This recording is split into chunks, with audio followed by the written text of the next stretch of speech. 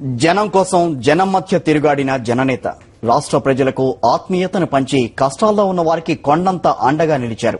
పగలనక రాత్రనక ప్రజా సమస్యలపై గళమెత్తారు. జనం సమస్యలు పట్టని సర్కారు మొద్దు నిద్రను వదిలించేందుకు అలుపెరగని పోరాటం చేశారు. రాష్ట్రం ఆ చివరి నుంచి ఈ చివరి దాకా జనమంతా జగనన్నకు జేజేలు పలికి మహానేత తనయుణ్ణి జననేతను చేశారు. జగనన్నలో రాజన్నను చూసుకుని జనం మురిసిపోయారు.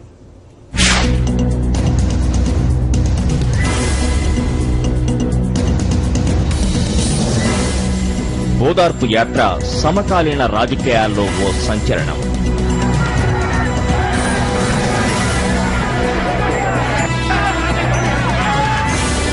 వేల కిలోమీటర్ల ప్రయాణం,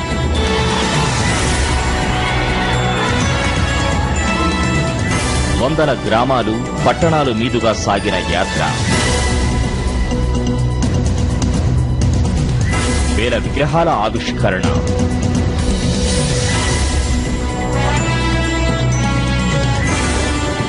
వందల కుటుంబాలకు ఆత్మీయ పలకరింపు. జనమే అండగా ఏప్రిల్ 9, 2010 ప్రారంభమైన ఓదార్పు యాత్ర అనేక పరిణామాల్ని చూసింది. ఢిల్లీ పెద్దల ఆంక్షలు పెట్టారు, అడ్డంకులు సృష్టించారు. సదాశయంతో మహోన్నత లక్ష్యంతో చేపట్టిన యాత్ర అనేక అవరోధాలను ఎదుర్కొంది. మహానేత వైఎస్ఆర్ను వేనోళ్ల ప్రశంసించిన వాళ్లు నోటికొచ్చిన మాటలు మాట్లాడారు. అండగా ఉంటారనుకున్న మిత్రులు శత్రువులయ్యారు, బద్ద విరోధులయ్యారు. అవాంతరాలు, అవరోధాలు, ఆటంకాలు ఎన్ని ఎదురైనా ఇచ్చిన మాటపై వెనక్కి తగ్గేది లేదని నిండు మనసుతో వైఎస్ జగన్ స్పష్టం చేశారు. విశ్వసనీయత లేనివాడు నాయకుడే కాదన్నారు.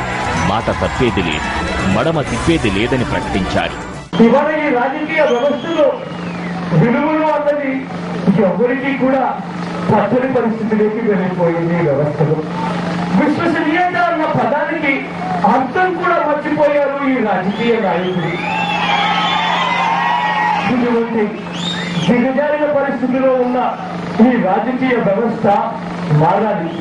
మారి విలువలు విశ్వసనీయత అన్న పదానికి మళ్ళీ అర్థం తీసుకొని రావాలి. అలు పెరగకుండా ఓదార్పు యాత్ర చేస్తూనే జనం సమస్యలపై పోరాటం చేశారు. ప్రభుత్వ వైఫల్యాన్ని ఎండగట్టారు.